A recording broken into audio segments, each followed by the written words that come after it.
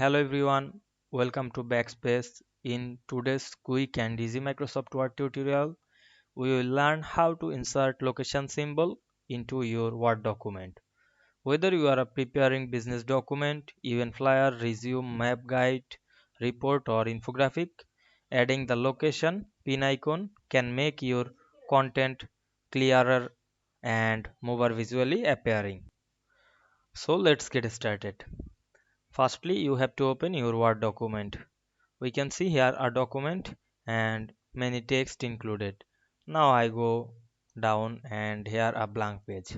Now you want to add location icon or any icon, go to the insert menu. Then select this icons option. Wait some moment to loading this page and search your icon. Now I am search location icon.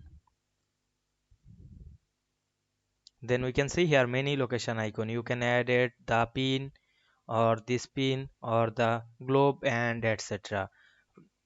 Firstly, now I am added the pin or the location icon, then click insert. Then increase the size of the location icon. But the icon is not moved. You can move this icon, go to the graphics format option and click this wrap text option, select in front of text, then move anywhere.